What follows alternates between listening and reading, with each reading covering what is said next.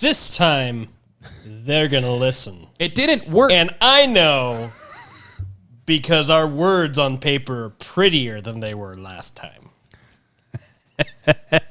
And that's how you know. We got a calligrapher. Because this paper is made with real panther. It's got bits of real panther in it. 60% of the time, it works every time. That's how you know it's good. I like those odds.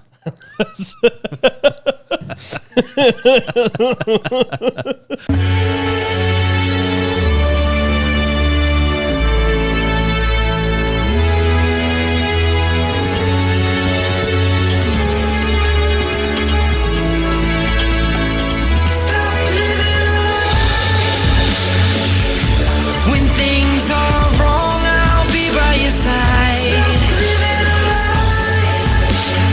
Even when you want to cry. Stop it. Stop it.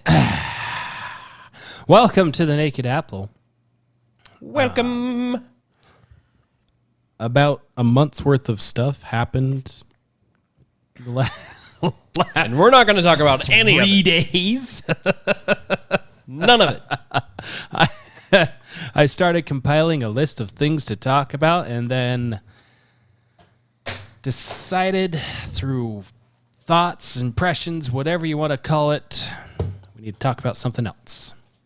So that's what we'll do. Yep. After, of course, our weekly dose of vitamin B. To the vitamins. To the vitamins. I heard your children were in the vitamins. What?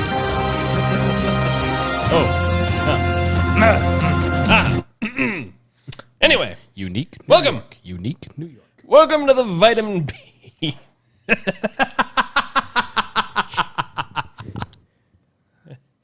There we go. I don't even know where to begin here. There's so many things, The and almost headline- all of them have to do with Cuomo. The B headlines wrote themselves this last week. They did, Got to go to not the B to get the funny ones. right? Here we go. We'll start with politics because that's pretty much the only thing that there is to talk about. Is there anything that Ever. isn't politics now? ever again? So Obama had a birthday party. Oh, did he? Yes, the grand old man is a 35-year-old looking 60. Oh, I had that Oh, what- backwards. Oh, Anyway, so at his birthday party, he had a slew of fun games. Guests were playing light-hearted game of pin the drone on the Middle Eastern country. Oh. Did his husband win? Yes. Okay. Yes, Mike Hell. it did. Mike Hell. Oh, please don't use that name. That's just not okay with any part of me. And at the end of the party, it got better because his massive birthday party concluded with fireworks, Ooh. which spelled out stay home, stay safe. As any good elitist would. Yes, indeed. Speaking of stay home, stay safe, solution to government. Created problems is more government, Hey. says the government Hey. in an official statement from the government. After further review, we've decided that we are the That best. we are innocent and we are, in fact, your best option for all the things. Well, then in that Speaking case, of government-created problems, Cuomo condemns America's history of prejudice against Italian grandma-killing sex predators. Very specific demographic. Yes. Very, very specific. I hear that's the newest on the Yes. pride flag. It is. Yeah. It is. Speaking of Cuomo, Cuomo resigns to spend more time sexually harassing his family. And immediately after resigning for sexual harassment, Cuomo was immediately hired by CNN. I mean, that just makes It sense. just makes sense. Yeah. It's the only thing that makes sense if I we're mean, it's no tubing. being but honest here. In other news, Biden is hoping that this whole politicians resigning for sexual harassment thing doesn't catch on and become a trend. Oh. Because who knows when it'll be his turn. Who knows? Ah. Is that related at all to him calling on Cuomo to resign? Probably. Telling him to leave some women for the rest of us? Yep. That's it. That's it? That's it. That's all I got. That's all you got. That's all I got. Wow. This has been your vitamin B.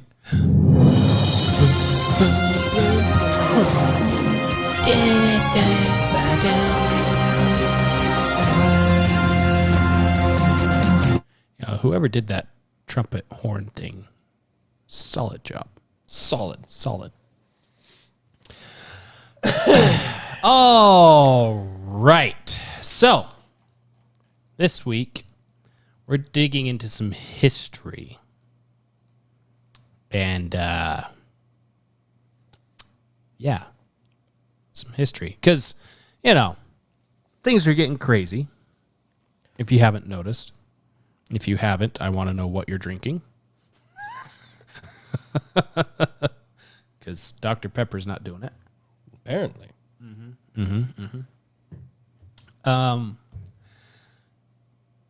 Yeah. So, Rand Paul, we're not starting there, but this is where things kind of started for me. I started thinking about Patrick Henry and his Give Me Liberty, Give Me Death, because there's all this talk about got to shut down this and got to mask up that and all this stuff because we said so. What about the science? It's not working the way we want it, so because we said so. Just trust us. We're the CDC. Our track record is impeccable.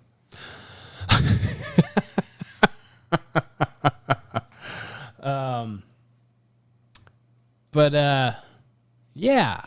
And so I get the feeling that there's a shift about to happen. And it's gonna be a hard shift. It's one of those grind it in till it until it holds, fits, shifts. Just keep ramming it in there. It'll go in eventually. Just keep going until the grinding stops, and you'll be good to go. Yeah, I feel a shift is coming, but I feel like it's a good shift. Just got to get through that grinding part. Because I see people at work, not my work personally, but in the news headlines, there's people at their works, there's nurses and doctors, there's parents and teachers that are all saying, no, we're done. You're done. We're done. Done.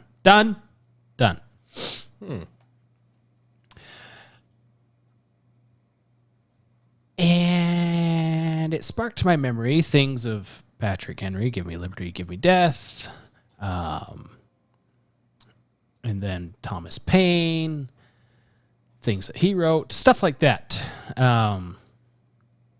So we're gonna kind of dive into that, and it should be fun. Yeah. Anyway, so a little backstory on Patrick Henry. So, on his famous speech that is arguably credited with starting the actual revolution, it came after, in the 1760s, Parliament passed numerous laws, such as the Sugar Act, the Stamp Act, and others that colonists didn't really like because they felt it was quite burdensome, to the point where they threw the tea off their boats into the harbor. Because can't take money from us for buying tea if there's no tea to buy, Mr. King. Oops. You know how I like my tea? In the harbor. One of the best things I ever saw was this thread on kettles.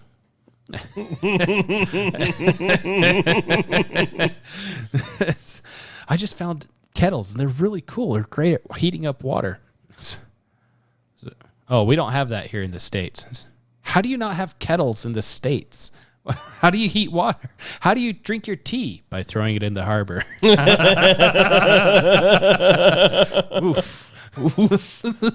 Throwing it in the harbor. Yeah, I heard a really interesting take on this whole thing, because we talk about the Revolutionary War, and we often think of it from the American standpoint of fighting for our freedom. And the guy that I was listening to today was talking about looking at it from the other standpoint. Like, look at it from England's point of view.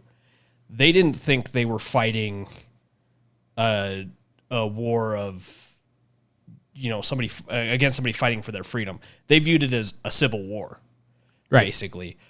And it made me think, like, how different would everything be if our Civil War had ended differently? Right. Like, what would history say about it in that instance, type of thing? And it's just an interesting thought as you look at history, and as you specifically look at these events. It's kind of fun to think of. The victor writes the history. Yeah, the victor writes the history, but also like you try to put yourself in the other side's shoes, and think of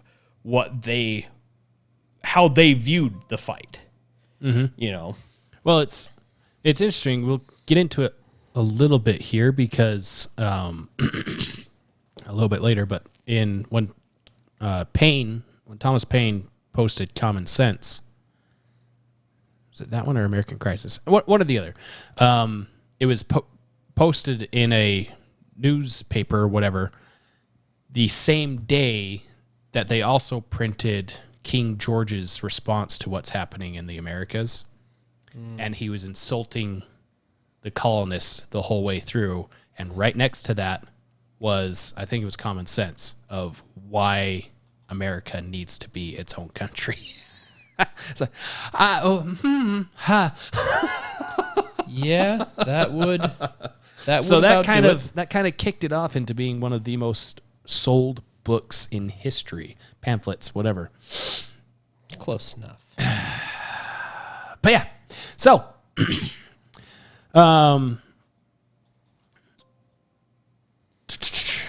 the Stamp Act was repealed, and they celebrated that. But then after that, they put in the king established the Townshend Revenue Acts, which was greeted with more boycotts and protests. Oh no. And that's why the British sent more troops than normal, which led to the Boston Massacre, which led to the Townshend Acts being repealed. This is 1774 now. It's getting close. We went from the mid-60s to the mid-70s, so 10 years. They've been dealing with this ish. The whole time, they've been petitioning the king, hey, knock it off. We want to work with you. Just knock it off. Treat us like normal Englishmen, not like some money pit.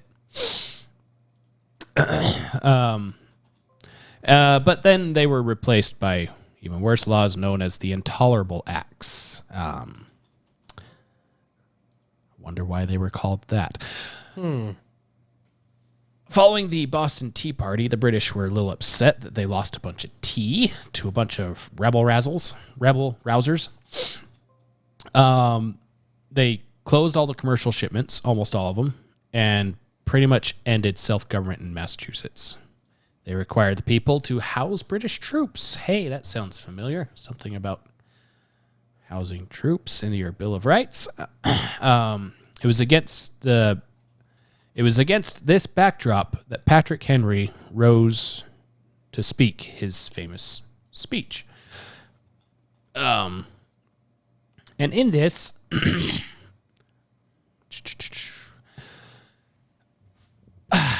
this is what he said. He said, "No man thinks more highly than I do of the patriotism as well as abilities of the very worthy gentlemen who have just addressed the House.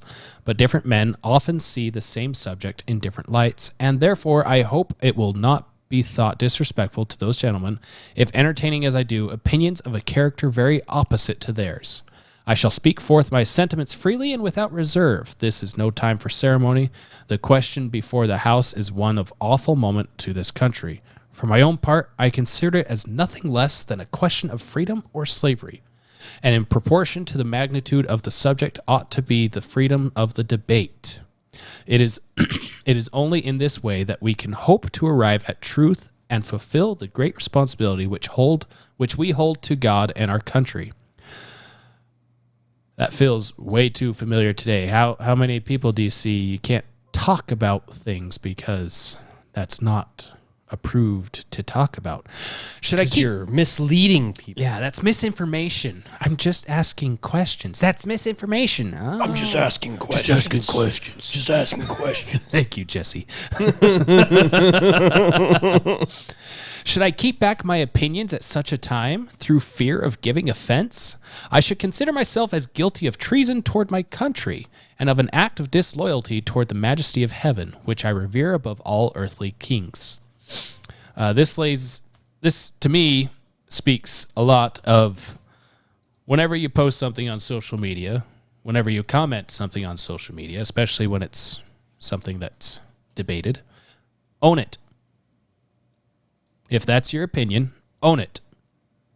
And if it is eviscerated because of facts and provable things, you still own it. You say, all right, yep, you got me. I'm wrong. I'm totally wrong. But if it is not completely eviscerated, you still own it. It's like, I understand where you're coming from, but I still feel this way. That's fine. It's totally fine. Just own it. Mr. President, it is natural to man to indulge in the illusions of hope. We are apt to shut our eyes against a painful truth and listen to the song of that siren till she transforms us into beasts. Is this the part of wise men engaged in a great and arduous struggle for liberty? Are we disposed to be of the number of those who, having eyes, see not, and having ears, hear not, the things which so nearly concern their temporal salvation? For my part, whatever anguish of spirit it may cost, I am willing to know the whole truth, to know the worst, and to provide for it. Yes. I have but one lamp by which my feet are guided, and that is the lamp of experience. I know of no way of judging of the future but by the past. And judging by the past, I wish to know what there has been in the conduct of the British ministry for the last 10 years to justify those hopes with which gentlemen have been pleased to solace themselves and the House. So we've been redressing the British government for 10 years. Hey, can you not do this? Hey, can you fix this? Hey, can we have a voice? No, no, no. No. Whatever you're going to ask again, no. It's like, but the people that are sending those redresses are, hey, don't worry, this one will work. This one's going to work this time. So this time, they're going to listen. It didn't work. And I know because our words on paper are prettier than they were last time. And that's how you know. We got a calligrapher. Because this paper is made with real panther. It's got bits of real panther in it. 60% of the time, it works every time. That's how you know it's good. I like those odds.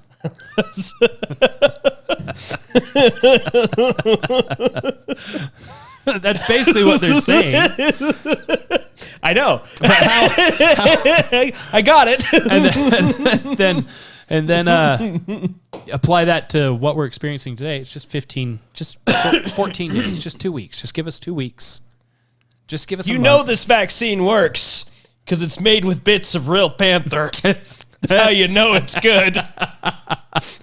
What about bits of the... 60% of the time, it works every time. But what about bits of the actual virus? Nah. One bit, only one. One bit that we artificially made. Singular protein. Mm-hmm. Normal vaccines have how many? All proteins? of them. All of them? Oh. Wonder why people are getting sick still. Huh. Efficacy in Israel is what, 52%? Probably. That sounds Actually, generous. I think it's less than that because it's 52% is their number of infected that are vaccinated versus number of infected that are not. Right. So, let's see. Where did I leave? at least last time I looked. Maybe different now. I don't know. Where did you leave off? Is it... Trust it not, sir. It will prove a snare to your feet. Suffer not yourselves to be betrayed with a kiss. Kiss. Ask yourselves how this gracious reception to our petition comports with those warlike preparations which cover our waters and darken our land. Are fleets and armies necessary to a work of love and reconciliation? It's like the British are knocking down our doors. I don't think they're listening. Have we shown ourselves so unwilling to be reconciled that force must be called in to win back our love? Hey, the king's just sending some troops to show us how much he loves us. Oh, the president just deployed the National Guard. Wait. Let us not deceive ourselves, sir. These are the implements of war and subjugation, the last arguments to which kings resort. I ask, gentlemen, sir, what means this martial array, if its purpose be not to force us to submission? Can gentlemen assign any other possible motive for it? Has Great Britain any enemy in this quarter of the world to call all this accumulation of navies and armies? No, sir, she has none. They are meant for us. They can be meant for no other. They are Please. What was it? The DC police now has a thing in headquarters in or field offices in California and Florida now. The DC. Wait, why did the DC police have anything outside of their own area? DC police. That doesn't make any operating in sense. California and For any and reason. it's totally fine because you totally, absolutely cannot FOIA the DC police records. Oh, you can't. No, they are not subject to FOIA. Why? How are they not subject to FOIA? But it's okay because they answer directly to the Speaker of the House. Oh, that makes everything all right. So it's transparent. Insane clown Pelosi. Anyway.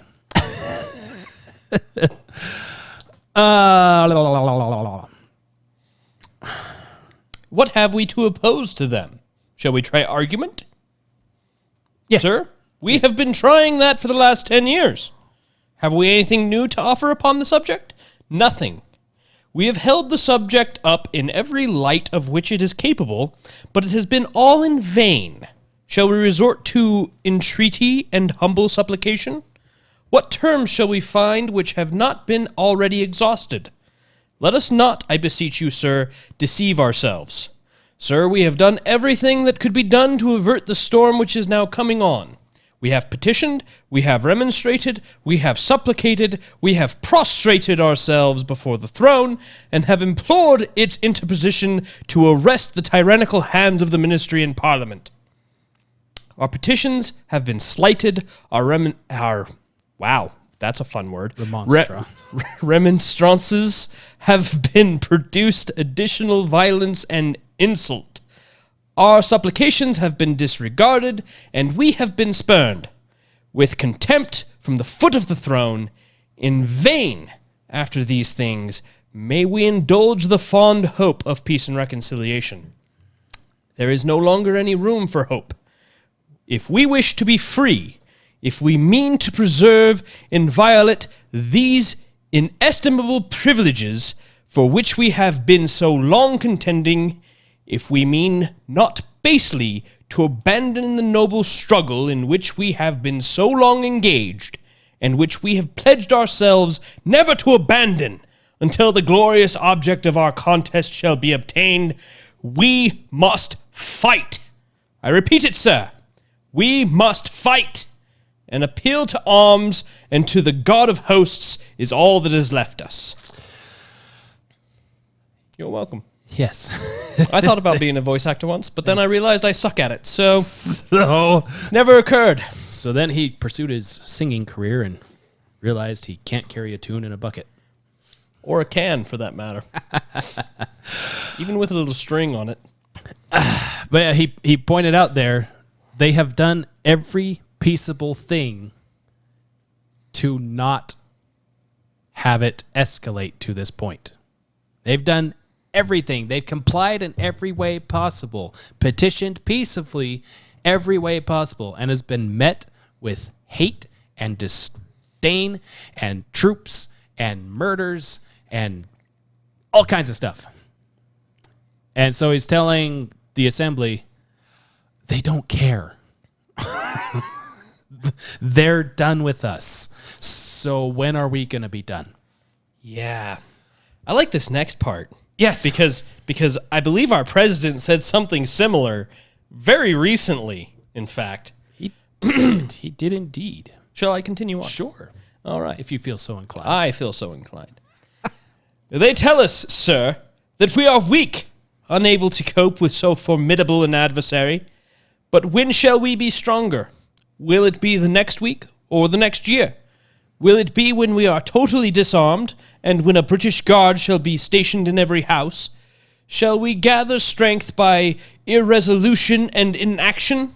Shall we acquire the means of effectual resistance by lying supinely on our backs and hugging the delusive phantom of hope until our enemies shall have bound us hand and foot? Sir, we are not weak if we make a proper use of those means which the God of nature hath placed in our power. The millions of people armed in the holy cause of liberty and in such a country as that which we possess are invincible by any force which our enemy can send against us. Besides, sir, we shall not fight our battles alone. There is a just God who presides over the destinies of nations and who will rise up friends to fight our battles for us. Wow, that was a weird pause. Raise up, friends. Raise up. There's an A in there. There is. Yep. I'm going to try that again. Yes. And who will raise up friends to fight our battles for us. The battle, sir, is not the strong alone. It is to the vigilant, the active, the brave. Besides, sir, we have no election.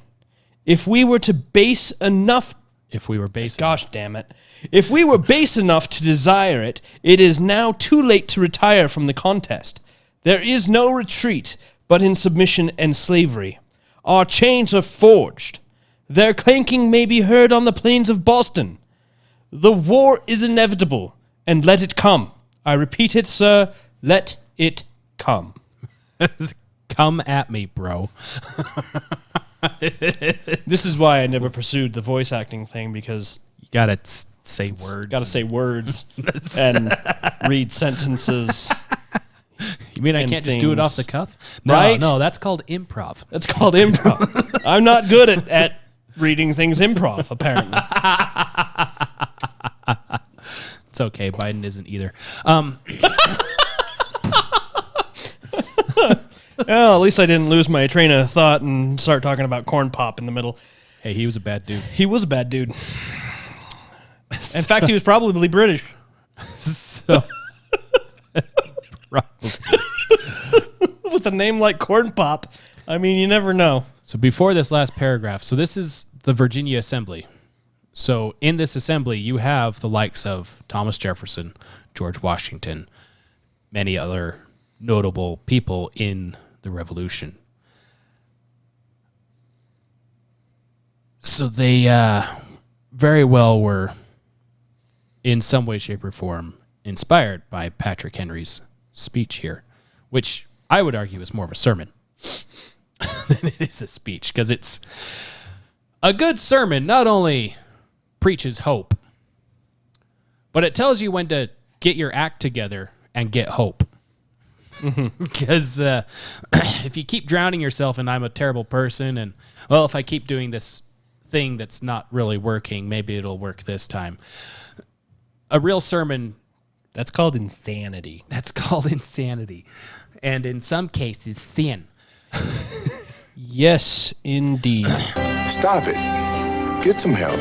Yeah, a good sermon will stir you to action. Son of a... Best sermon ever. You done messed up, Aaron! I am so stirred. I saw one where someone put Anthony Fauci's face on Aaron's head. That's funny. And That's Rand funny. Paul's face over the teacher. It said, if one of you says some silly ass name,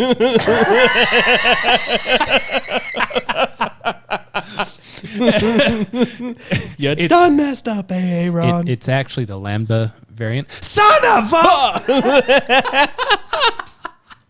Oh, that's terrible. Who are you who are so wise in the ways of science? Yeah, Anyway, Rand Paul's a practicing doctor that actually helped patients and did virology stuff. Anyway, so last paragraph. oh, This- is it my turn this again? is or the or- paragraph. Oh, this is the paragraph. Okay. Oh, it is my turn again. If you want the paragraph, you can have. I the can have the paragraph. paragraph. Okay, I'm gonna take the paragraph. Then. All right. don't mess this up. Let's This see. is Where's the commas at? Let me. Okay, found them. highlight them. Highlight the commas. It is in vain, sir, to extenuate the matter. Gentlemen may cry, peace, peace, but there is no peace. The war is actually begun. The next gale that sweeps from the north will bring to our ears the clash of resounding arms. Our brethren are already in the field. Why stand we here idle? What is it the gentlemen wish? What would they have? Is life so dear or peace so sweet as to be purchased at the price of chains and slavery? Forbid it, Almighty God! I know not what course others may take, but as for me, give me liberty or give me death! Here, here. Hey, That's basically I how like it that went. one. Well done. So, this was in March 1775. March 23rd, 1775. April 19th, 1775. The Battle of Lexington and Concord. Ah, yes. Which makes this extremely prophetic. Because he mentions in here earlier that, what are they gonna do next? Come for our arms? They're gonna disarm us? When are you gonna say it's enough? Battle of Lexington and Concord, the British troops were going to the arms that they had stored to confiscate them. And Is that the line in the sand? That was the line in the sand, apparently. Don't touch the gun. Is that where we get to form up? March in the militia? Now, we've said this before in other podcast episodes. They did everything they could to fix this in a peaceful, reasonable way. Everything. Until it got to the point where they've exhausted everything. And he even points out here, what was it? Not groveling, but he was bowed down at the feet of the throne. We were kissing his feet, saying, let us just be here as Englishmen. Yes. So he said, we have petitioned, we have remonstrated, we have supplicated, we have prostrated ourselves before the throne and have implored its interposition to arrest the tyrannical hands of the ministry and parliament. Yep. They did everything. We begged. We begged. We have done everything that could be done to avert the storm which is now coming on. And pointing out that this is why it's great to have this document and Common Sense and American Crisis all together. All of these happened within a year and a half of each other, I think, ish. Pretty close, yeah. But in Common Sense, Thomas Paine talks about. I lost my train of thought. No. In Common Sense, Thomas Paine talks about the British. America has to be separate from the British because we are separate from the British. And America has to defend herself because the British can't defend America. Her fleets are all over the world. So who's going to protect us? We can't because the British won't allow us to build warships. Oh. So we have to wait for them to sail for 3 months to come and save us after the enemy's been here for, 3 months.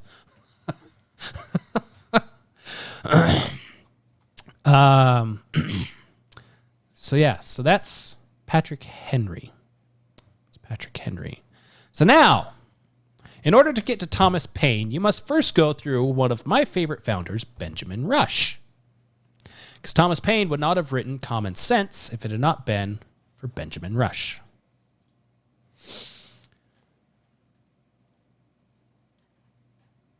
So this is from Travels Through Life, or Sundry Incidents in the Life of Dr. Benjamin Rush.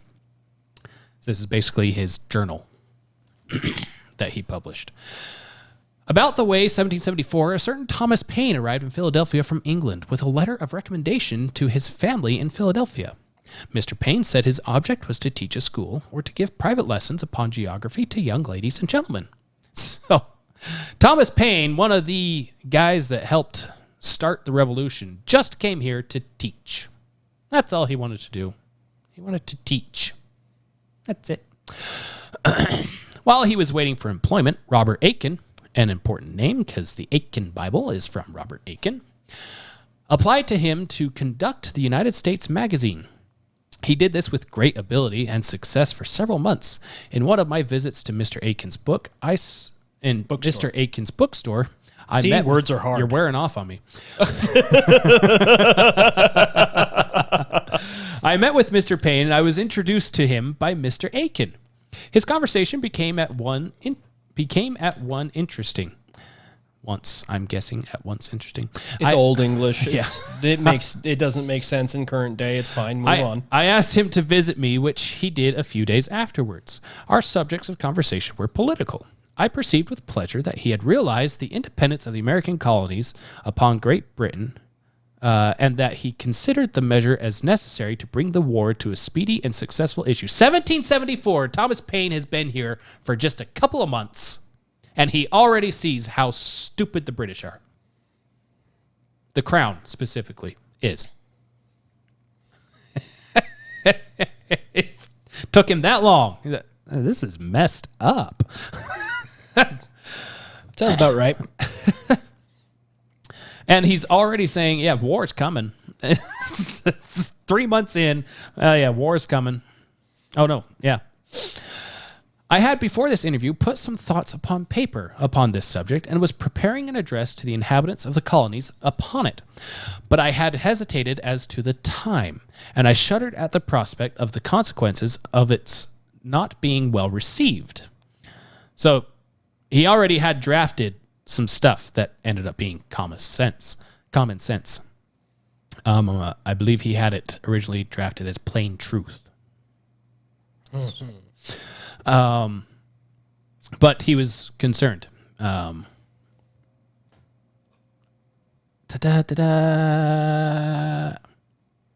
mentioned the subject to Mr. Paine and asked him what he thought of writing a pamphlet upon it.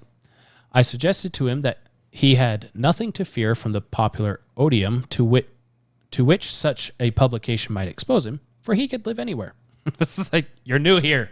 Nobody will care if it's not well received. But that my profession and connections which tied me to Philadelphia, where a great majority of the citizens and some of my friends were hostile to a separation of our country from Great Britain, forbade me to come forward as a pioneer in that important controversy. So again, back to Patrick Henry. You guys are too afraid to speak up. What does that tell you? You can't question, you can't bring to debate these things without being excoriated or pushed out of society. What does that tell you? He readily assented to the proposal, and from time to time he called at my house and read to me every chapter published. It was his fault. No. every chapter of the proposed pamphlet as he composed it, I recollect being charmed with a sentence in it, which by accident, or perhaps by design, was not published. It was as follows. Nothing can be conceived of more absurd than 3 millions of people flocking to the American shore, every time a vessel arrives from England, to know what portion of liberty they shall enjoy. There's millions of people coming here to get away from stuff. Hello? When Mr. Payne had finished his pamphlet, I advised him to show it to Dr. Franklin, Mr. Rittenhouse, and Mr. Samuel Adams, all of whom I knew were decided friends to friends American independence. to American independence. What does Kyle have to do with any of this? Kyle? What? Rittenhouse. Oh, He was the kid in... yes, yes. Yeah, anyway. I mentioned these facts to refute a report that Mr. Payne was assisted in composing his pamphlet by one or more of the above gentlemen. They never saw it until it was written, and then only by my advice. I gave it at his request the title of Common Sense. So he asked, hey, what should I be naming this? What is this going to be? Common Sense, because that's what it is. The printing of this pamphlet was the next thing to be done. For this purpose, I applied to Thomas Bell, a Scotch bookseller of a singular character, but a thoughtless and fearless Whig and an open friend to independence, to undertake the publication of it. He enjoyed the proposal. I sent Mr. Payne to him, and in a few weeks the pamphlet made its appearance. Its effects were sudden and extensive upon the American mind. It was read by public men, repeated in clubs, spouted in schools, and in one instance delivered from the pulpit instead of a sermon, by a clergyman in Connecticut. Several pamphlets were written against it, but they fell dead from the press. It was so convincing that all these other pamphlets that were most likely backed by the crown.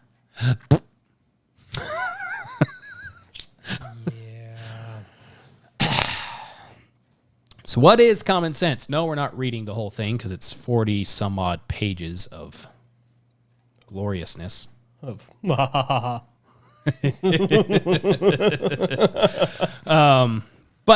a few highlights. Pull up my notes here. I took notes, teacher. Great that you have notes. Took some notes, teacher. I have bad notes, but I have notes.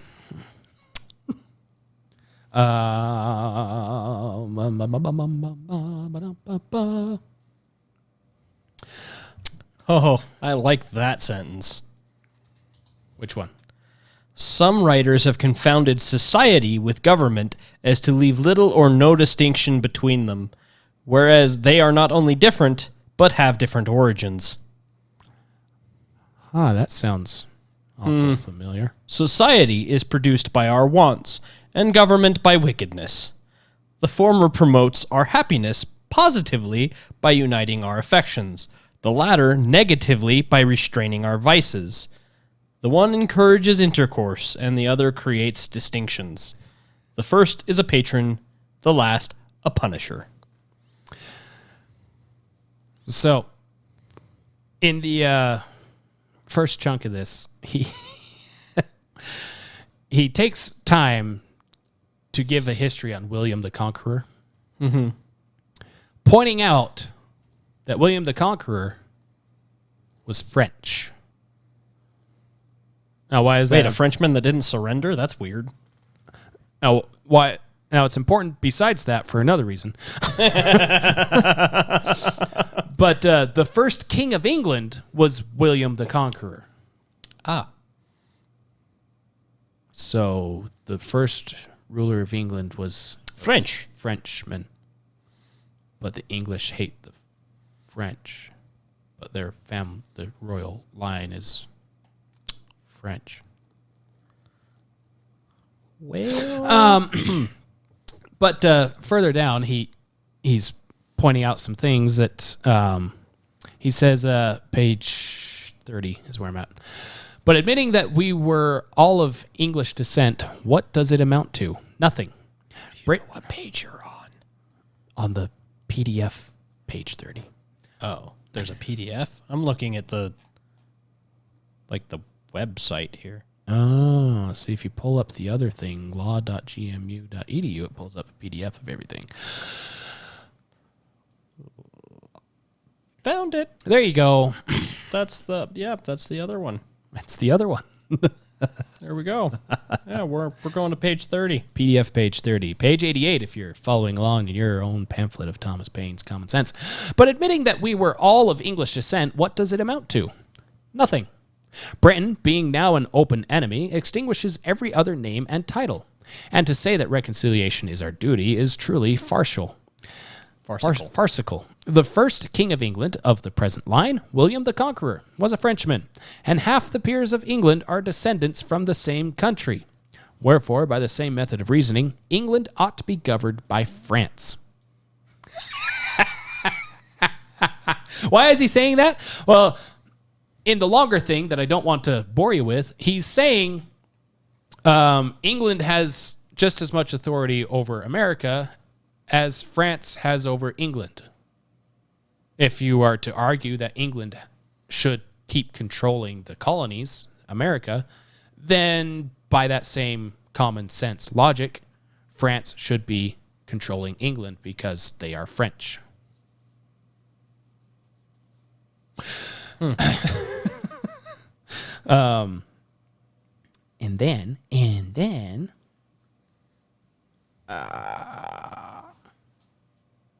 Next page.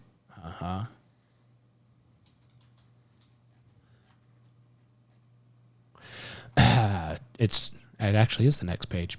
Oh, It actually, 31. yeah. Well, let me go back to it then. 31. Yeah. Okay. He says, Europe is too thickly planted with kingdoms to be long at peace, and whenever a war breaks out between England and any foreign power, the trade of America goes to ruin because of her connection with Britain. The next war may not turn out like the last, and should it not, the advocates for reconciliation now will be wishing for separation then, because neutrality in that case would be safer convoy than a man of war. Everything that is right or reasonable pleads for separation. The blood of the slain, the weeping voice of nature cries, 'tis time to part. Even the distance at which the Almighty hath placed England and America is a strong and natural proof that the authority of the one over the other was never the design of heaven.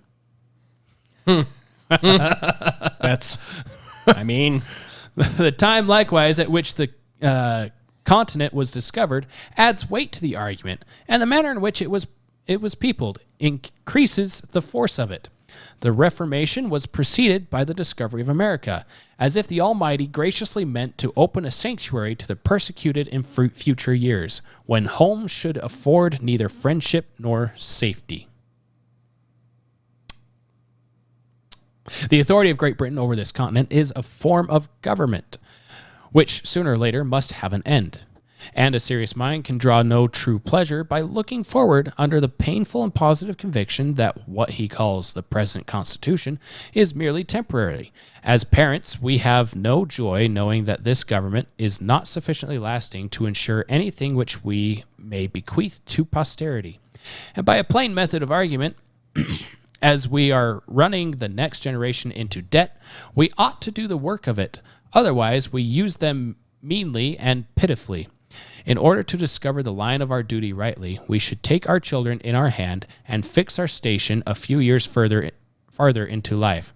That eminence will present a prospect which a few present fears and prejudices conceal from our sight. So yeah, England's too far away, and they're spending the money that they don't have, that we don't have, and putting it on our children. Now, what's going on today, I wonder? Let's see. The next note I have. that's Go ahead. funny. Yeah. So a couple lines down from that, he says, I'm inclined to believe that all those who espouse the doctrine of reconciliation may be included within the following descriptions: interested men who are not to be trusted, weak men who cannot see, prejudiced men who will not see, and a certain set of moderate men who think better of the European world than it deserves. Yeah. And this last class, by an ill-judged deliberation, will be the cause of more calamities to this continent than all the other three. I should have just, read through the pages because now I'm in between the two things I just read. With this next one. But, like I said, it's bad notes. But he said, much hath been said of the united strength of Britain and the colonies, that in conjunction they might bid defiance to the world. But this is mere presumption. The fate of war is uncertain, neither do the expressions mean anything. For this continent would never suffer itself to be drained of inhabitants to support the British arms in either Asia, Africa, or Europe. So why in the world would anyone living here hop on a British ship to go fight somewhere else? I don't know. Why have we been doing that? Huh. At least it's our own ships. It's valid. Besides, what have we to do with setting the world at defiance? Huh. Our plan is commerce, and that, well attended to, will secure us the peace and friendship of all Europe, because it is the interest of all Europe to have America a free port. Her trade will always be a protection, and her barrenness of gold and silver secure her from invaders. It is interesting because along the eastern side of the U.S., there actually isn't a whole lot of silver and gold there. Odd. Down in South America, though, there's a lot of silver and gold. They was fighting over that for a long time. Not up here. Nope, we just have oak, which makes really strong ships that deflect cannonballs. I thought you were going for the whiskey with that one. Well, Tennessee wasn't a colony yet, so. Oh, yeah. valid. Valid. Valid. I'll allow it. It's allowed.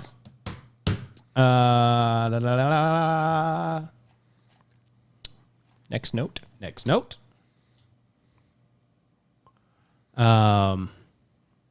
This one's on page 33. So most of what I got is right in the middle here, but let's see. So in the middle of that page there, 91. This is not inflaming or exaggerating matters, but trying them by those feelings and affections which nature justifies, and without which we should be incapable of discharging the social duties of life, discharging the social duties of life, or enjoying the felicities of it. I mean not to exhibit horror or the purpose of provoking revenge, but to awaken us from fatal and unmanly slumbers, that we may pursue detrimentally some fixed object. 'Tis not in the power of Britain or of Europe to conquer America, if she doth not conquer herself by delay and timidity. I'm not really, I don't get into politics. I don't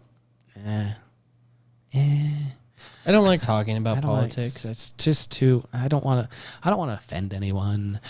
The present winter is worth an age if rightly employed, but if lost or neglected, the whole continent will partake of the misfortune, and there is no punishment which that man doth not deserve, be he who or what or where he will, that may be the means of sacrificing a season so precious and useful.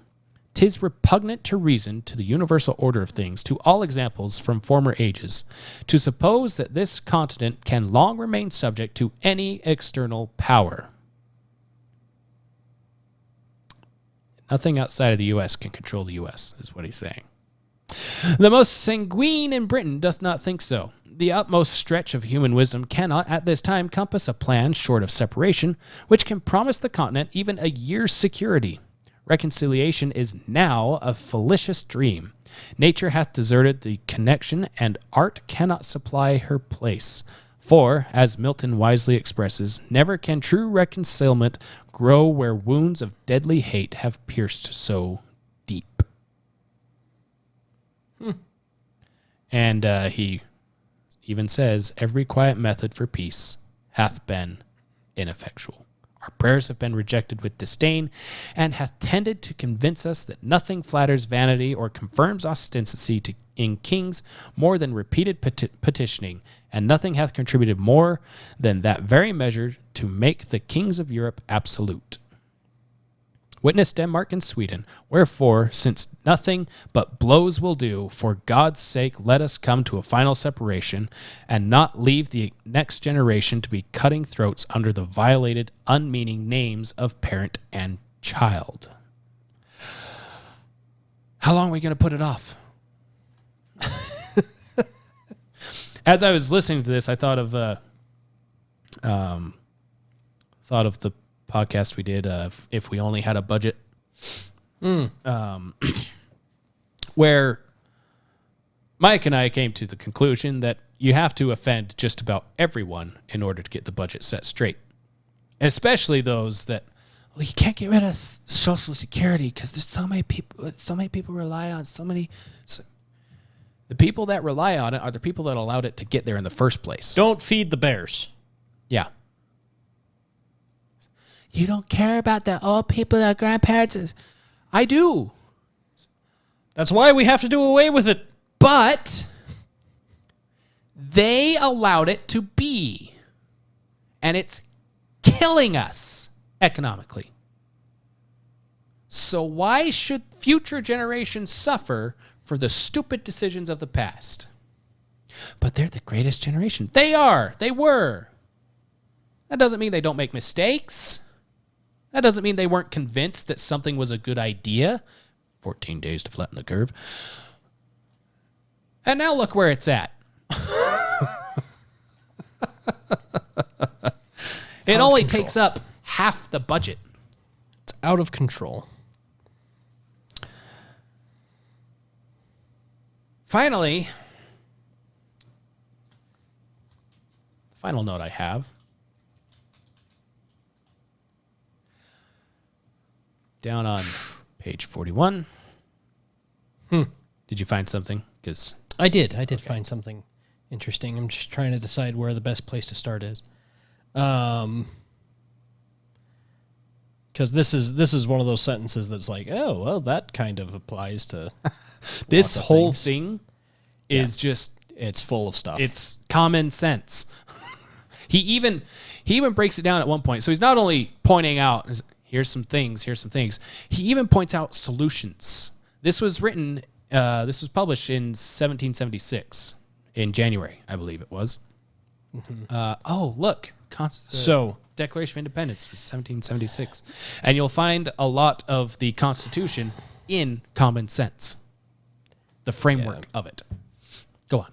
So, page 36, towards the end of that middle paragraph, says, instead of going forward, we shall go backward, or be perpetually quarreling, or ridiculously petitioning. That doesn't sound at all like today. I just want to apologize. I didn't know that what I said would be offensive. I'm learning, I'm growing, and I'm trying to be an ally and an advocate. Yeah, right. We are already greater than the king wishes us to be, and will he not hereafter endeavor to make us less? To bring the matter to one point, is the power who is jealous of our prosperity a proper power to govern us? Whoever says no to this question is an independent, for independency means no more than this: whether we shall make our own laws, or whether the king, the greatest enemy this continent hath, or can have, shall tell us there shall be no laws but such as I like. Rules for thee, but not for me. and you replace king with politician in this entire thing. This is where it gets fun, because I'll read it again with that change. Okay. We are already greater than the politician wishes us to be, and will he not hereafter endeavor to make us less? To bring the matter to one point, is the power who is jealous of our prosperity a proper power to govern us? Whoever says no to this question is an independent, for independency means no more than this: whether we shall make our own laws, or whether the politician, the greatest enemy this continent hath or can have, shall tell us there shall be no laws but such as I like. Let's see. Gavin Newsom, Cuomo, Rashida Tlaib. Yeah, she tried AOC. She tried to get after Rand Paul for his little thing that we're going to cover, and he was quick to point out, that looks like a nice celebration you were at where you weren't wearing your mask. Gretchen Whitmer. Did her husband take the boat during the boat restriction to the lake? And oh yeah, everyone else was not allowed to, but her husband was. Yeah, people can make no laws without his consent. Mm-hmm. Really? Yeah. Yeah. Or, just how about a government agency just making a law with a fine behind it if you don't follow it? Even though the Supreme Court and the President of the United States said it's unconstitutional for them to do so, and it is not at all related to the thing that agency is supposed to cover. Yeah. That's nice. Which page were we on for you? For me, we're going to do 2 pages here. 41 is the first one. Towards the top there. But where, say some, is the King of America? I'll tell you, friend, he reigns above, and doth not make havoc of mankind like the royal brute of Great Britain. Yet that we may not appear to be defective, even in earthly honors, let a day be solemnly set apart for proclaiming the charter. Let it be brought forth, placed on the divine law, the word of God. Let a crown be placed thereon, by which the world may know that so far as we approve of monarchy, that in America the law is king. For as in absolute governments the king is law, so in free countries the law ought to be king, and there ought to be no other. But lest any ill use should afterwards arise, let the crown at the conclusion of the ceremony be demolished and scattered among the people whose right it is. A government of our own is our natural right. And when a man seriously reflects on the preciousness of human affairs, precariousness and preciousness, Yeah, both. both is good. Both is good. He will become convinced that it is infinitely wiser and safer to form a constitution of our own in a cool, deliberate manner while we have it in our power than to trust such an interesting event to time and chance.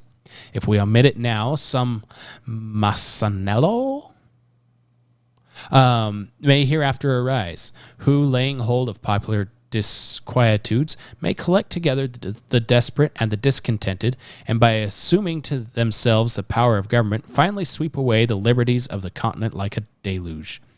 Should the government of America return again into the hands of Britain, the tottering situation of things will be a temptation for some desperate adventurer to try his fortune, and in such a case, what relief can Britain give? Ere she could hear the news, the fatal business might be done, and ourselves suffering like the wretched Britons under the oppression of the conqueror. Ye that oppose independence now, ye know not what ye do.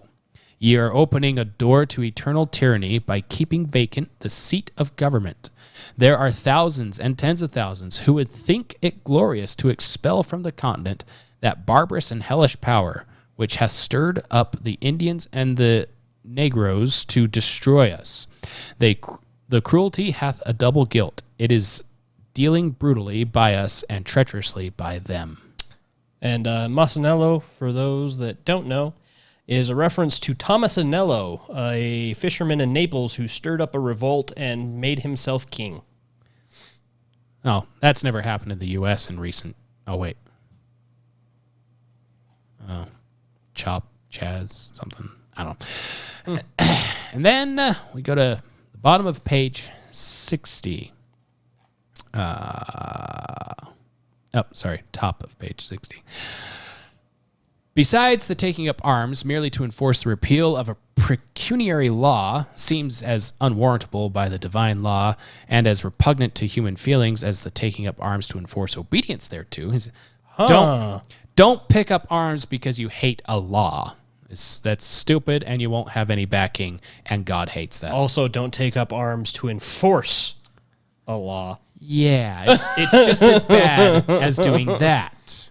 The object on either side doth not justify the means, for the lives of men are too valuable to be cast away on such trifles. It is the violence which is done and threatened to our persons, the destruction of our property by an armed force, the invasion of our country by fire and sword, which conscientiously qualifies the use of arms. And the instant in which such mode of defense became necessary, all subjection to Britain ought to have ceased. He's talking about the Lexington and Concord and any battle that happened between then and the publishing of this. And the independence of America should have been considered as dating its era from and published by the first musket that was fired against her. This line is a line of consistency, neither drawn by caprice nor extended by ambition, but produced by a chain of events of which the colonies were not the authors. We didn't ask for this. We did everything to not get this. And now here we are, and screw you and the ship you sailed in on. I shall conclude these remarks with the following timely and well-intentioned hints. We ought to reflect that there are 3 different ways by which an independency may hereafter be effected, and that one of those 3 will one day or other be the fate of America. Visa by the legal voice of the people in Congress, by a military power, or by a mob. It may not always happen that our soldiers are citizens, and the multitude a body of reasonable men. Virtue, as I have already remarked, is not hereditary, neither is it perpetual. Should an independency be brought about by the first of those means, we have every opportunity and every encouragement before us to form the noblest, purest constitution on the face of the earth.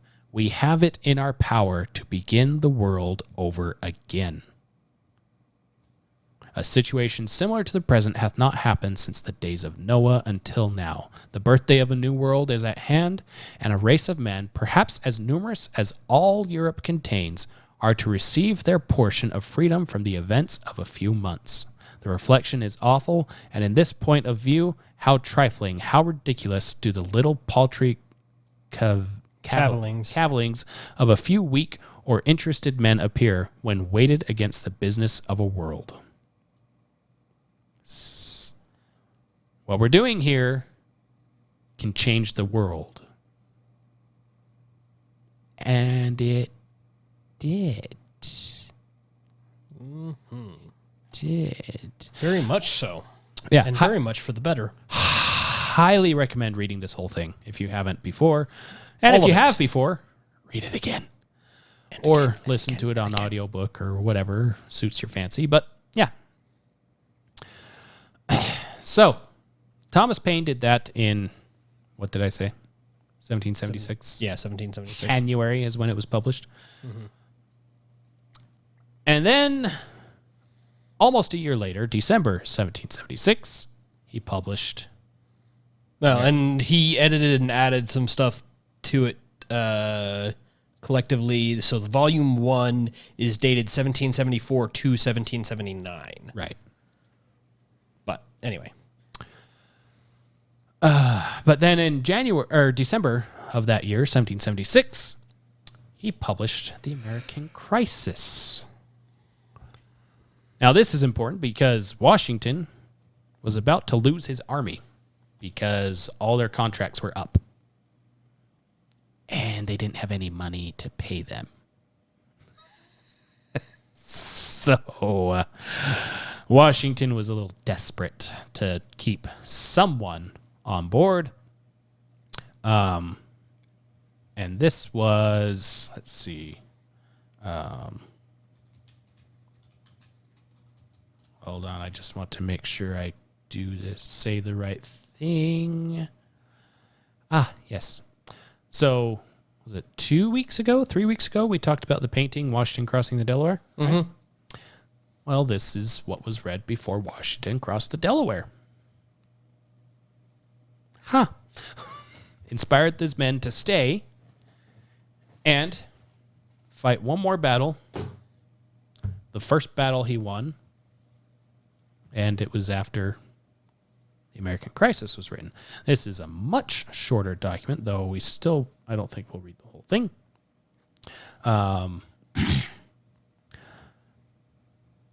But the first paragraph, at least, 2 paragraphs. Yes, 2 paragraphs.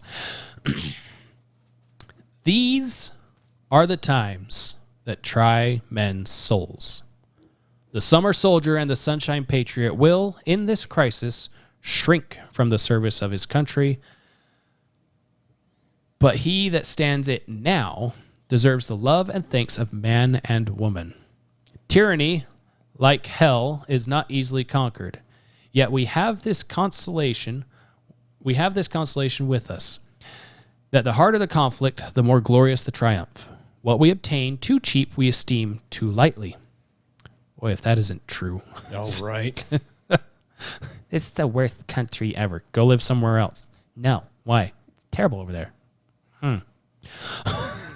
'Tis dearness only that gives everything its value. Heaven knows how to set a proper price upon its goods. And it would be strange indeed if so celestial an article as freedom should not be highly rated. Britain, with an army to enforce her tyranny, has declared that she has a right not only to tax, but to bind us all in cases whatsoever. Bind us in all cases whatsoever. Bind us in all cases. There we go. Whatsoever. And if being bound in that manner is not slavery, then is there such a thing as slavery upon earth? Even the expression is impious, for so unlimited a power can belong only to God. Whether the independence of the continent was declared too soon or delayed too long, I will not now enter into an argument.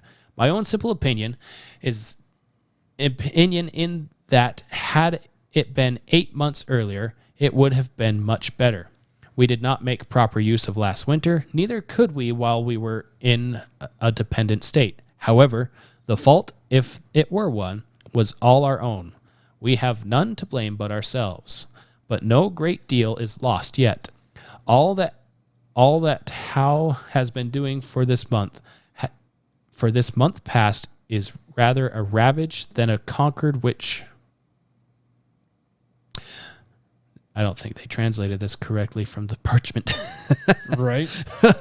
Is rather ravaged than a conquered which the spirit of the Jerseys a year ago would have quickly repulsed, and which time and a little resolution with soon recover, and which time and a little resolution. Okay, you did it twice. Will soon recover. Yeah. And then he sums up kind of what's happened over the last year, and he closes with this line here towards the end. So, I thank God that I fear not. I see no real cause for fear. I know one situation well and can see the way out of it. While our army was collected, Howe dared not risk a battle. And it is not credited him that he decamped from the White Plains and waited a mean opportunity to ravage the defenseless Jerseys. But it is great credit to us that, with a handful of men, we sustained an orderly retreat for near 100 miles, brought off our ammunition, all our field pieces, the greatest part of our stores, and had 4 rivers to pass. None can say that our retreat was precipitate, for I blinked. Gotta love that.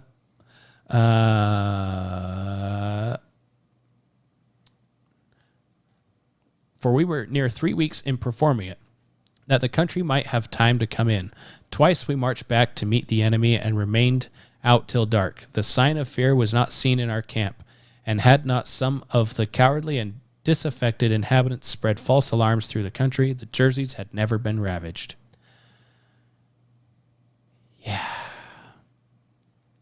Yeah, he points out to don't fear. Because fear makes you do stupid stuff. If you let fear take control and don't let reason take control, you do stupid things and you get stupid results. It's weird how that works. Stupid is as stupid does. So now for a modern day Patrick Henry, maybe, moment. Something like that. I don't know that Rand Paul is Patrick Henry, but this moment was nice. He took to the Twitterverse, and if I can get this to pull up properly, pull that up there, do that. Now you gotta go over here and do that. Ha ha! This is what Rand Paul had to say. Was it Monday? Tuesday? Something like that? Monday? Sunday. I don't know. Sunday. Something Earlier this along week. those lines. Earlier this week, he had this to say. It's not the right audio. You'd think we check these things before we start it, man. You would think, while you're fixing that, Oh, he's going to step outside for a minute. Smoke him if you got him. He drank too much Dr. Pepper.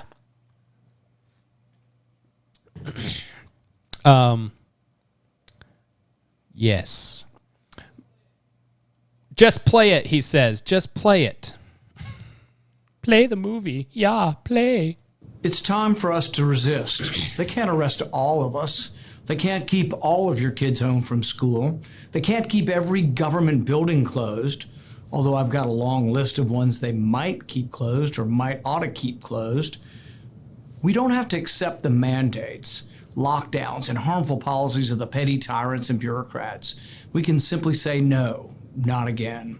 Nancy Pelosi, you will not arrest or stop me or anyone on my staff from doing our jobs. We have either had COVID, had the vaccine, or been offered the vaccine. We will make our own health choices. We will not show you a passport. We will not wear a mask. We will not be forced into random screenings and testings so you can continue your drunk with power reign over the Capitol. President Biden, we will not accept your agency's mandates or your reported moves towards a lockdown. No one should follow the CDC's anti-science mask mandates. And if you want to shut down federal agencies again, some of which aren't even back to work yet, I will stop every bill coming through the Senate with an amendment to cut their funding if they don't come back to work in person. Local bureaucrats and union bosses, we will not allow you to do more harm to our children again this year. Children are not at any more risk from COVID than they are from the seasonal flu. Every adult who works in schools has either had the vaccine or had their chance to get vaccinated. There is no reason for mask mandates, part-time schools, or any lockdown measures. Children are falling behind in school and are being harmed physically and psychologically by the tactics that you have used to keep them from the classroom during the last year. We won't allow it again. If a school system attempts to keep children from full-time in-person school, I will hold up every bill with two amendments, one to defund them and another to allow parents the choice of where the money goes for their child's education. Yes. Do I sound fed up to you? That's because I am. I'm not a career politician. I practiced medicine for 33 years. I graduated from Duke Medical School. I've worked in emergency rooms. I've studied immunology and virology. And I ultimately chose to become an eye surgeon. I've been telling everyone for a year now that Dr. Fauci and other public health bureaucrats were not following the science, and I've been proven right time and time again. But I'm not the only one who's fed up. I can't go anywhere these days without people coming up and thanking me for standing up for them, whether I'm at work or at events in Kentucky, at airports, in restaurants, or in stores. People thank me for taking a stand. They thank me for standing up for actual science, for standing up for freedom, for standing against mandates, lockdowns, and bureaucratic power grabs. I think the tide is turning as more and more people are willing to stand up. I see stories from across the country of parents standing up to the unions and school boards. I see brave moms standing up and saying, my kids need to go back to school in person. I see members of Congress refusing to comply with petty tyrant Pelosi. We are at a moment of truth and a crossroads. Will we allow these people to use fear and propaganda to do further harm to our society, economy, and children? Or will we stand together and say, absolutely not, not this time, I choose freedom? Yes. Yes. Very good. Yes. I like it. And what's infuriating? Apparently, that's not what we're going to do in Utah, but, whatever. Coxie.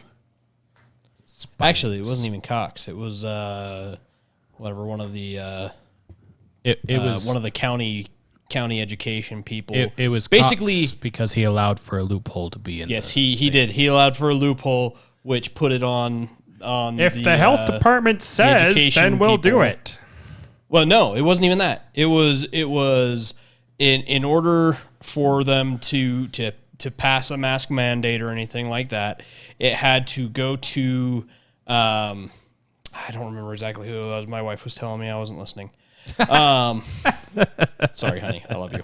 I was distracted. Now she's not listening. But it has to go to certain people in the county in the education board or whatever. Right. The county board of something Yeah. or other. And the person who is the one that would have to veto the mandate from the schools or the districts came out today and basically said, send me whatever you want. I'm not going to veto anything.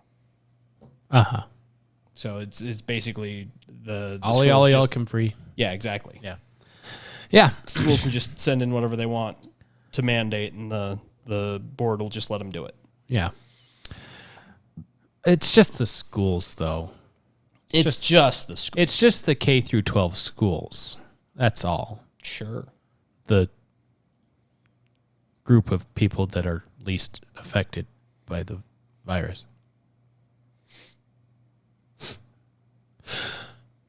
The group of people that are more likely to die from the regular flu than they are. But many children have died and tested positive for COVID. More kids die from the flu. With the die. PCR test, you can't actually prove that what they died from was COVID, not the flu. So that, again, helps my argument. Right. Because that means not all of those. Because the PCR are test COVID. can't tell the difference. Yeah, so that means So- that not all of those were COVID, which means that COVID killed even less, if any. Now, granted, that's too many, whatever the number is. But that's part of stupid life. It's not fair. Nope. The most fair thing about life So that's not fair? is that it's not fair for everyone. Yeah, but look at these guys with all the money that they inherited. That 1%, the 1%. And most of them worked their butts off to get there. I don't know if you know this, but Jeff Bezos, numero uno in wealth, right? Now that he's back on Earth, he's the richest man on Earth again. He's an immigrant to the United States. He's from South America, Brazil, I think, or something like that. Elon Musk, he's more African American than LeBron James is. Yeah, he's from South Africa. So he's also a very rich person. Oh, Bill Gates didn't finish school.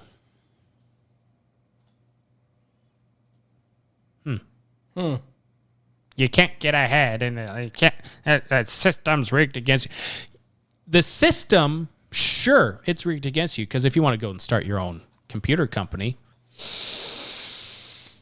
especially a software company for computers, for an operating system, it's kind of hard to actually make a lot of money doing that, because the people like Bill Gates and Steve Jobs shut the doors behind them. Because the government said, hey, we need to write new policy on regulating you guys. What should the policy be? Now, if you have a 2-year-old that's eating a lot of candy, are you going to ask the 2-year-old what kind of food policy needs to be in the House. No. No. No. Negative. No, because you know better to let the 2-year-old keep eating. And that's part of the problem is Congress doesn't really know better as a collective whole. Yeah, life isn't fair. You live, you die, you get sick, somewhere in between, a lot. And you move on. Life goes on, with or without you. Life goes on.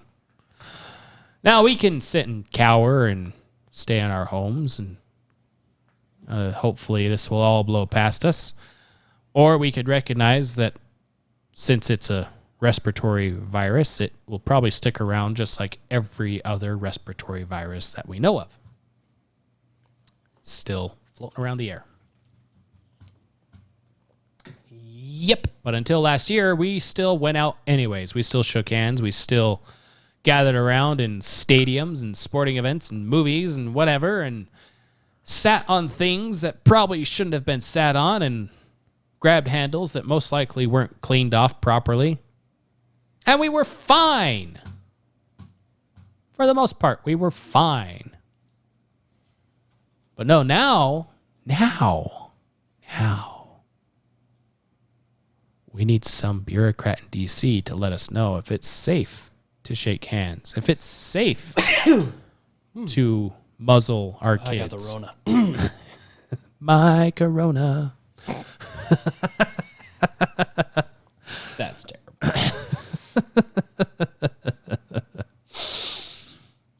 And so, what do we do? What do we do? Well, like Rand Paul said, say no.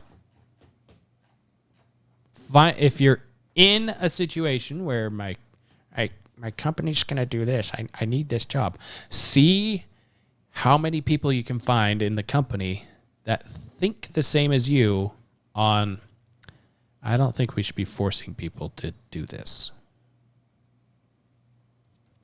Because one or two people saying, no, I'm not doing this, a company can say, all right, bye, Felicia. But you start getting to 20%, 30%, 60% saying, no, we're all quitting if you do that. A company's going to feel that because it takes time to replace all of that. And they don't have time to replace all of that and still make a profit.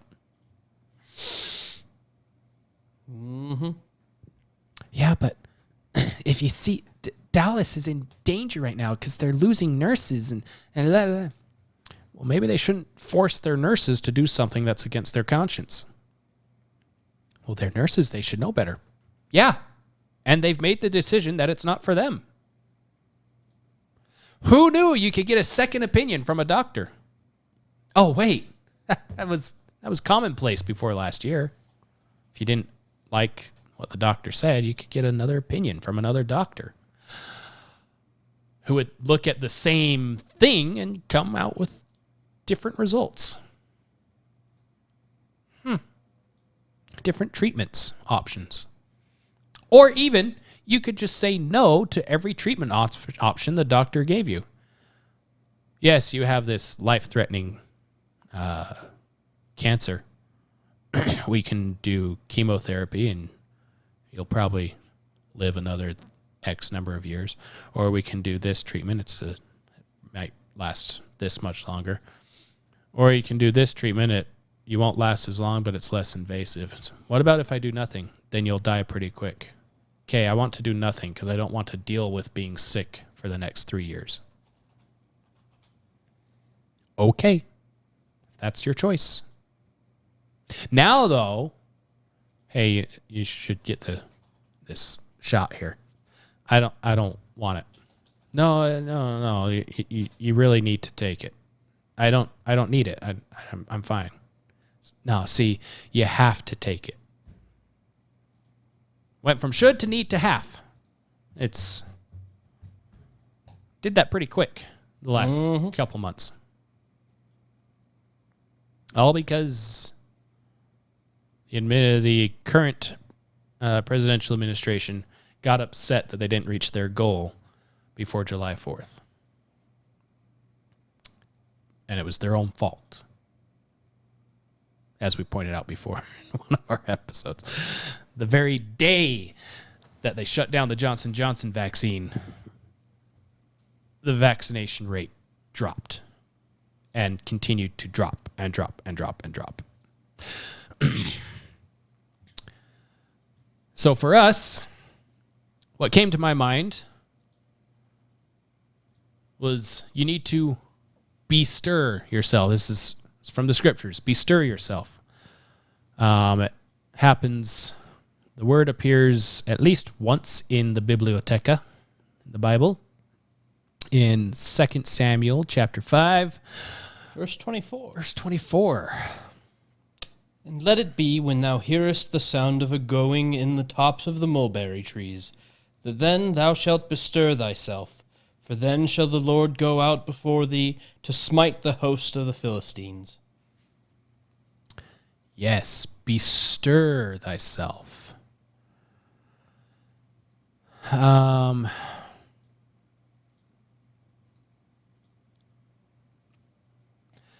Bestir, current definition, is to cause to become active, to arouse, put brisk, vigorous action, reflexively move with life and vigor. To put into brisk or vigorous action, to move with life and vigor. So it's action. Put yourself into quick action. I tried to look up the Hebrew translation of it, and I'm not good at reading Hebrew.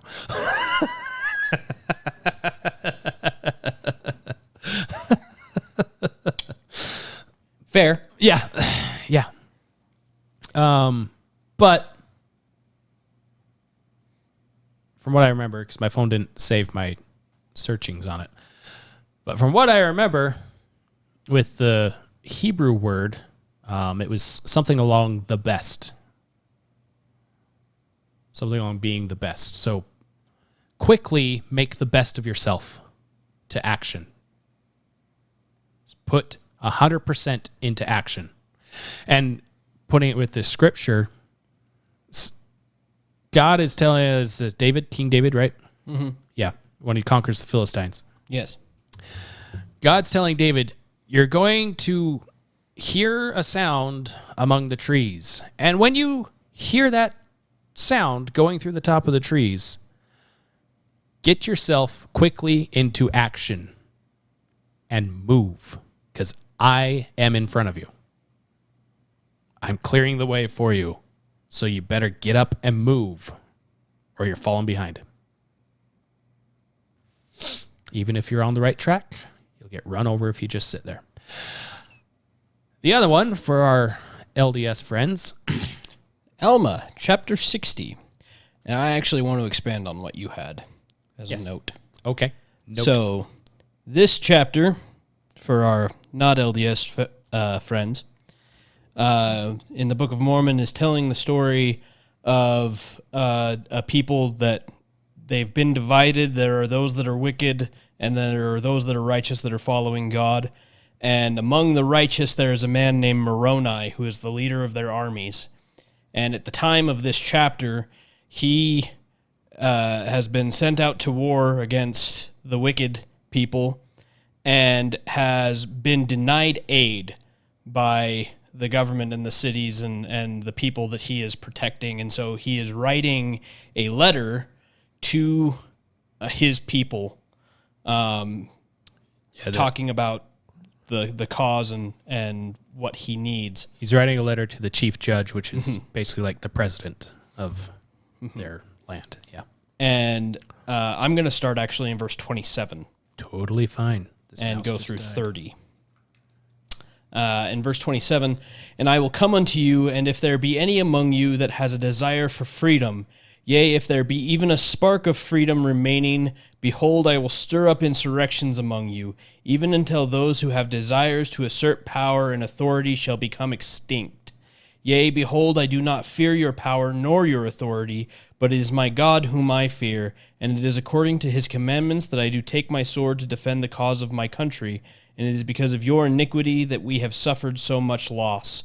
Behold, it is time, yea, the time is now at hand, that except ye do bestir yourselves in the defense of your country and your little ones, the sword of justice doth hang over you. Yea, and it shall fall upon you and visit you even to your utter destruction. Behold, I wait for assistance from you, and except ye do administer unto our relief, behold, I come unto you, even in the land of Zarahemla, and smite you with the sword, insomuch that ye can have no more power to impede the progress of this people in the cause of our freedom. For behold, the Lord will not suffer that ye shall live and wax strong in your iniquities to destroy his righteous people. Yes. Yeah, so a little more backstory to this. The chapter before this, he just received a letter from one of the other captains under his command saying that, we fought all these battles, we had all this victory, but could you send us some supplies? Because we're not getting supplies and we're not getting reinforcements. It'd be nice to get that. And so he's getting these letters from his other captains. Like, we're not getting any help here. And we're getting a little thin. So he's a little upset at the leadership and is calling on them to bestir themselves, move quickly into action. Otherwise, I'll move you into action.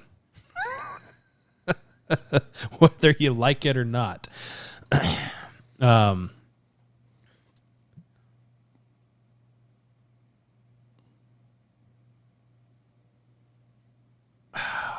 it the Constitution, I think?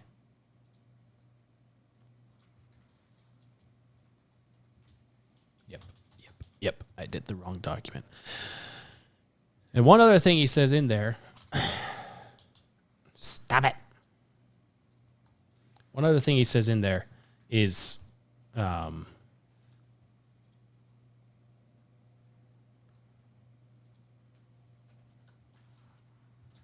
he's going to go to the central government and kick them into gear. And if necessary, get rid of them entirely so that someone competent can actually do stuff. I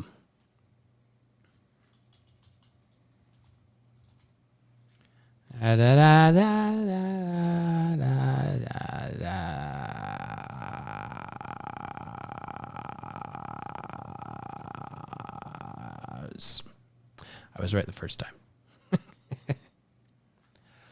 Well, dang. The Declaration of Independence. In the Declaration of Independence,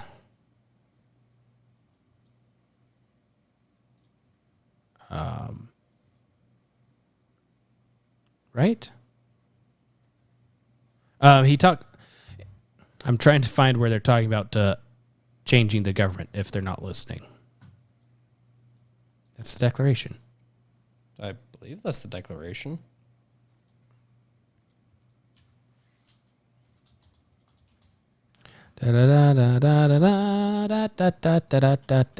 So prepared. So very prepared. Yep, it is the Declaration. There we go. When a long train of abuses and usurpations pursuing invariably the same object evinces a design to reduce them under absolute despotism, it is their right, it is their duty to throw off such government and to provide new guards for their future security.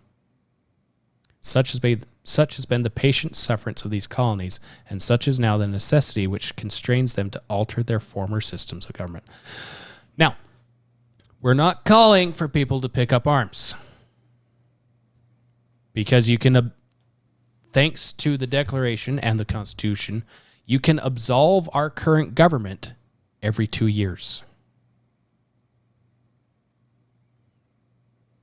Nancy Pelosi has been there longer than most of us have been alive. She's now Speaker of the House, drunk on power. It's almost as if something about absolute power corrupts absolutely. something like that. Whatever poem that's from, I can't remember. Yeah, and she thinks that she's the cat's meow. Just if anyone comes into this wing of the Capitol, then you have to wear a mask. If you don't wear one, you're gonna be fined. And if you continue to do so, you're gonna be escorted out of this hard to get my dentures back, and you're gonna be escorted out of the building. And yet, so she's making it very difficult for people to do their jobs that they've been sent to Congress to do. Yet,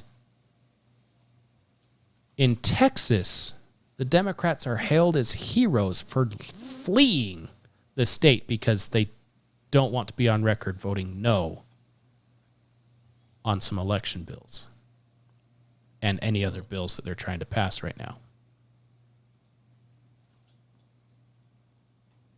Common sense.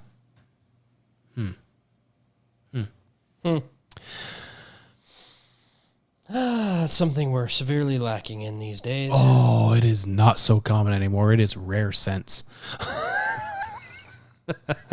That's a good description. It's more valuable than Bitcoin. Yeah. Sometimes my genius, it generates gravity. It does. Now, this is the beginning of the year. I said this is the year of the people. Has to be the year of the people. Because next year, we get to see who won between last year and this year. Next year, Congress starts over again. New government. Or will it be the same government? I'm sure Nancy Pelosi will still be there because there's no corruption in California politics, I'm sure. None. Zero. However, there's a lot of other seats in a lot of other states. California lost seats because people were leaving California. It has nothing to do with poop in the streets and leaders being autocratic. Thank God they got rid of the plastic straws. Now the turtles can survive.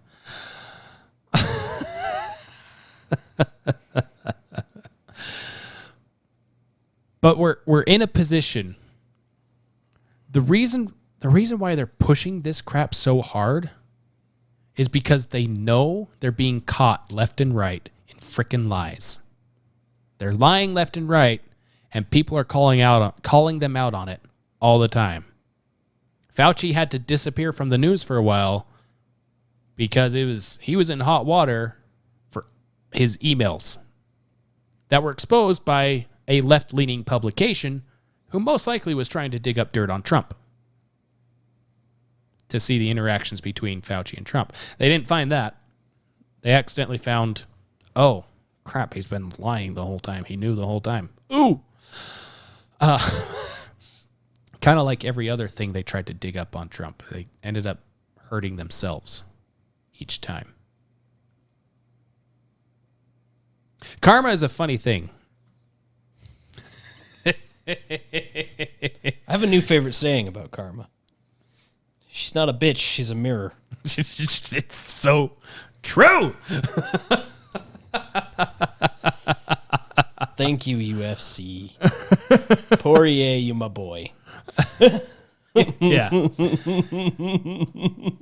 So you can sit here. Well, I have to comply, otherwise I'll have to close my restaurant. They're going to close your restaurant anyway if you comply. That's what they did last year. Think they won't do it again? What reason do you have to have hope that they won't do it again? Calling back to Patrick Henry. Where is your hope based on looking in the past that they're not going to disregard your interests again?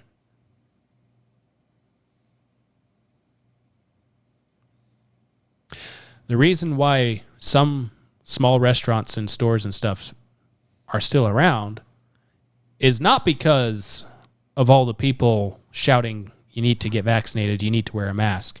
It's not because of those people. The reason why you're still afloat is because of the people who said, this is ridiculous, I'm going to go get some food because I want to go out and be a normal person. Those are the people that kept you alive.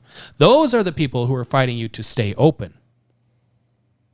The people who are telling you you need to put up special windows and section off special areas to segregate people. Wait, what? Segregate? Segregate people who aren't doing what the government's asking them to do. Those people,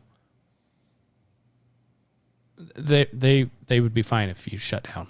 Papers, please. Yeah. That'll never happen. Oh, you need that to eat anywhere in New York. And if a restaurant doesn't comply, they have to build glass walls around an area for the unvaccinated.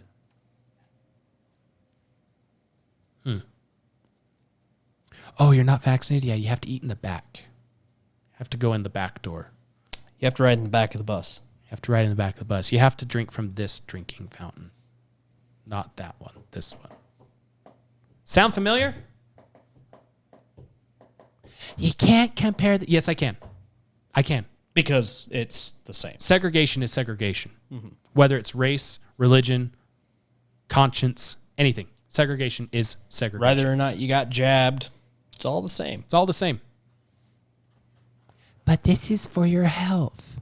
Doesn't matter. It doesn't matter. Makes zero difference. Lots of terrible things happened because of your health, for your safety. Yeah. As newsflash, that's kind of how the Nazis did their thing. For everyone's safety, we need to make sure we know who has all the firearms. For everyone's safety, we need to make sure the Jews don't have their firearms because they're kind of being a little... For everyone's safety, we need to get the Jews out of these areas because that's just causing too much riffraff, and so we're just going to get them for everyone's safety. Well, this is different because it's health. Goebbels. If you've ever heard of Goebbels, you should know why that's a dumb defense. Yeah.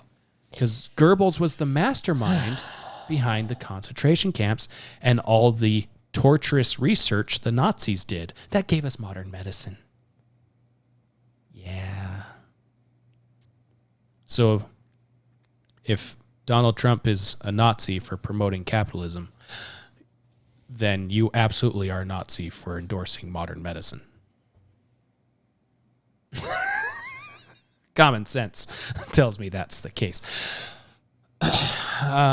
Well, this is different. It's a respected, highly respected, world-respected doctor and agency. Goebbels was a very highly respected doctor around the world. Very highly respected doctor around the world. And we only knew how bad he was after the war was over. Not before, not during, after. You're comparing Fauci to Goebbels? Sure. If the shoe fits. If the shoe fit. He hasn't done it. Fauci approved funding for abortions research in the NIH. That's one of the stories I had pulled up, but we'll get into that probably next week because next week is going to be behind the scenes because COVID is the distraction. They're distracting you with this because behind the scenes, there's a ton of garbage going on. And that's where the real trouble is. Look at it, the new variant. There's a new variant. There's going to be a new variant every 6 months-ish. Maybe faster because we have the Delta Plus variant to get us between Delta and, what is it, Ligma? I don't know. I don't care. Yeah. So, part of the reason why I feel like we did this episode is, one, the history is important to understand, especially for direction of what you're going to do. You need to decide now what your line is. If you haven't already decided, what is your line and will you hold that line? Find others, rally around others who hold a similar line, if not the same line. You need to find people that will support your cause. Because if it is a just cause, it will win every time. Every time it wins. Because Payne pointed out in what we talked about, the U.S. was in retreat. Soldiers were in retreat. But they didn't fear. There was not fear in the camp, even though they'd lost every battle until that point and were in full retreat for weeks, crossing rivers to get away from the enemy. Full retreat. But they didn't fear. Why? Why? Why didn't they fear? Because they knew what they were doing was the right thing.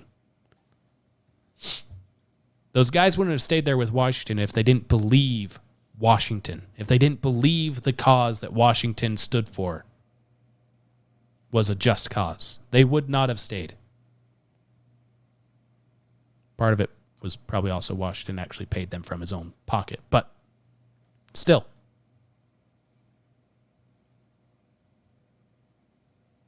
Yeah, but that's different. 'Cause that's a bunch of old, rich, white slave owners. Those old, rich, white slave owners signed a document and sent it to the king, letting him know full well, hey, if you find any of us, hang us. And they pledged their lives, their fortunes, and their sacred honor for this cause. So they were willing to sacrifice everything for this. Yeah, but I really need this job. There's a lot of places hiring. If you can't find anyone to stand with you, start looking. Just kind of hide until you find something that is a place that actually respects your right to be yourself. Yeah, but it'll be a pay cut. What's it worth to you? What's it worth to you to just keep bending over and take it? And then what? What will you pass down from there? What's your next? What are your children going to have? Again, going back to the Social Security, it was sold on a good idea of, hey, all these guys went overseas and now there's all these widows back home that the government asked these men to go and sacrifice themselves, and many of them did, so we got to take care of their families. So we did Social Security to take care of the families. Made sense. But now what is it? It's just a handout. Just a handout for those that didn't prepare. I mean, they knew they were getting older, I presume. So, I don't prepare.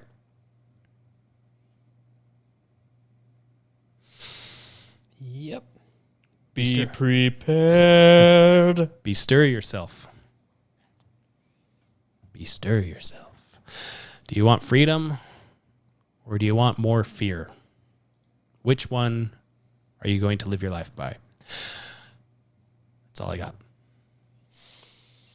Well, like, subscribe, comment, Share. share. We are shadow banned on Facebook, by the way. Are we? Oh, we have been for a while. You have you noticed that our Facebook views and shares and stuff have gone down a bunch? I haven't really looked at it. It's I would be because so surprised. shadow ban is when they block certain stuff from popping up on people's feeds. Right. So our stuff doesn't show up on anybody's feed. Right. At all. If you haven't noticed, in order to share our stuff every week, you actually have to go Like once you've uploaded, you have to go look for it on our page. It doesn't just pop. That's true. I didn't see the last few episodes pop up on. We own the page. Yeah, and we don't see it. And we don't see it pop anymore because we have been shadow banned on Facebook. So, yeah. Now that you mentioned that, I remember not seeing it for the last few. It pulls up. It does pull up though. This is probably why I haven't noticed it. It pulls up for us. Do you want to boost this post? This is what it looks like if you boost it. Yeah, it does that it's a not lot. the actual post. It's not the post. It's the boost, though. It's an ad to us specifically to boost the post, which they won't let us do unless we specify specifically who we are, where we live, all this stuff. Papers, please. Which at this point, No. not happening. So follow us on other things. Subscribe to our the actual podcast wherever you actually listen to podcasts. If you do happen to catch this on Facebook, because we've told you before, Facebook listeners, please listen somewhere else. Yeah, That's part of why. that's part of why. Anyway, we'll see you guys next week. Bye. Bye.